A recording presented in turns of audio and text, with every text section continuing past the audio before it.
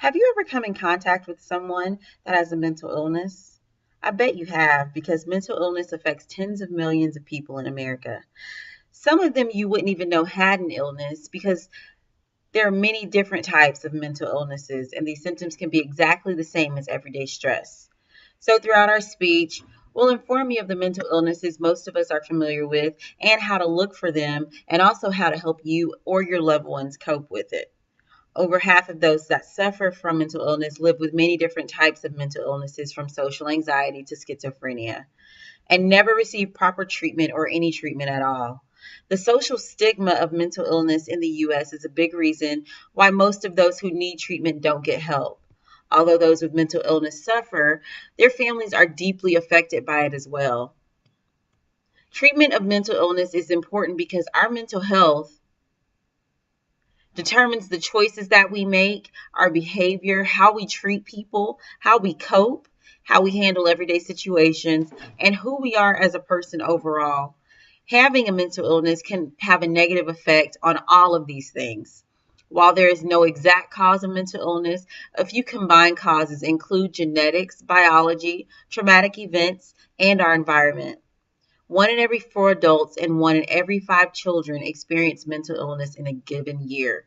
In 2016, the National Survey of Drug Use and Health, also known as NASDA, reported that there are 44.7 million adults age 18 or older in the United States with mental illness.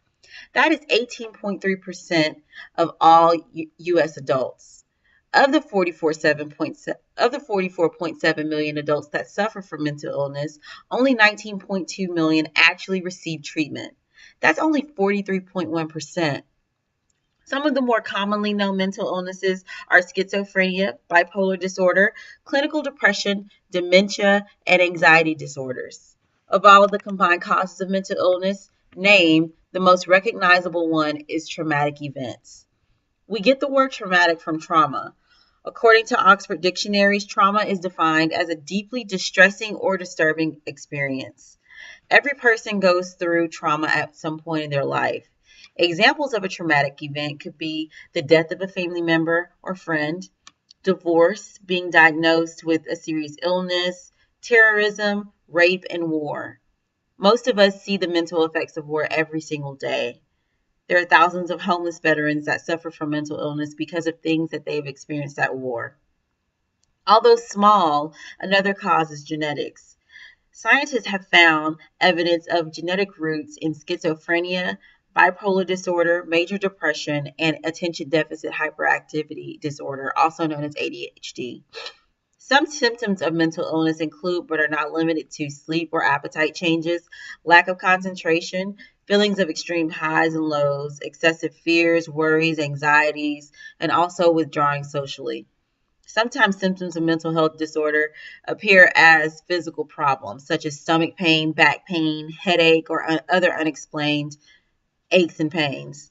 Most mental illnesses don't improve on their own, and if untreated, can get worse over time and cause serious problems. In the long term, mental illness can cause a person to commit suicide.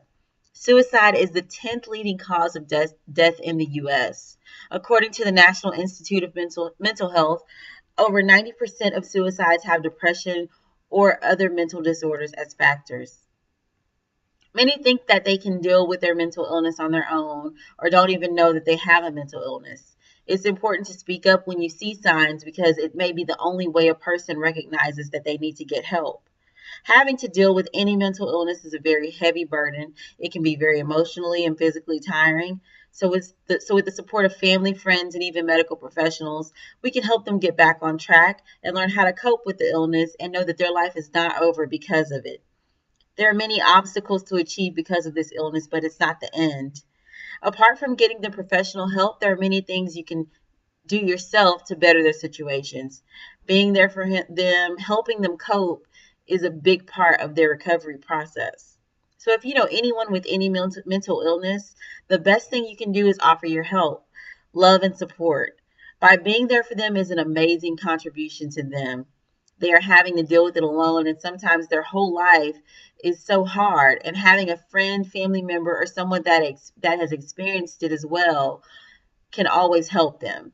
No one deserves to go through this alone. So lend your support and your help to someone and help them learn to cope with an everyday mental illness.